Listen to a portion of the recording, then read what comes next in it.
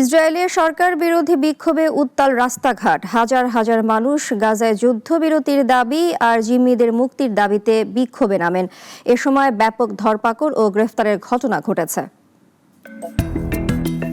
ইসরায়েলের বিভিন্ন শহরে হাজারো মানুষের ঢল, হাতে জাতীয় পতাকা ও জিম্মিদের ছবি নিয়ে তারা নেমে আসেন রাস্তায়। জেরুজালেম ও তেল আবিবের প্রধান সড়কগুলো অবরোধ করে দেয় বিক্ষোভকারীরা। তেল আবিবের পাবলিক স্কোয়ারে জিম্মিদের পরিবার সহ সাধারণ মানুষ জড়ো হয়ে হামাসের সঙ্গে আলোচনার মাধ্যমে যুদ্ধবিরতি ও জিম্মি মুক্তির দাবি জানান। এ সময় বক্তব্য দেন জিম্মি মাতান অ্যাংরেস্টের মা। তিনি বলেন, জীবনের সর্বোচ্চ মূল্যবোধ রক্ষার জন্যই তারা আন্দোলন চালিয়ে যাচ্ছেন। বিক্ষোভে যোগ দেন দেশটির জনপ্রিয় অভিনেত্রী গাল গ্যাডোটো। জিম্মিদের পরিবারের আহ্বানে দেশজুড়ে আন্দোলন হলেও কর্মদিবস হওয়ায় অনেক প্রতিষ্ঠান খোলা ছিল। তবুও হাজারো মানুষ কর্মস্থল ছেড়ে বিক্ষোভে অংশ নেন। তবে আন্দোলনকারীদের সঙ্গে পুলিশের ধস্তাধস্তি হয়। অন্তত ৩৮ জনকে গ্রেপ্তার করে ইসরায়েলি পুলিশ।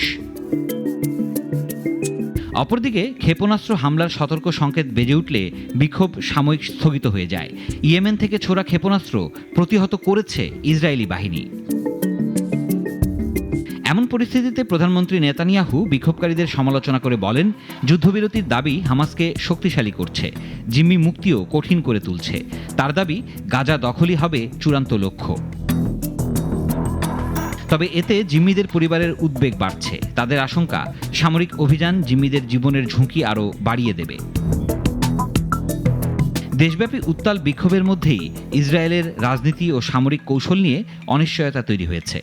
জিম্মি সংকট নিরসনে কবে কার্যকর সমাধান মিলবে তা নিয়েই এখন অপেক্ষায় দেশটির মানুষ। সিরাজুম মনির শুভ, নাগরিক।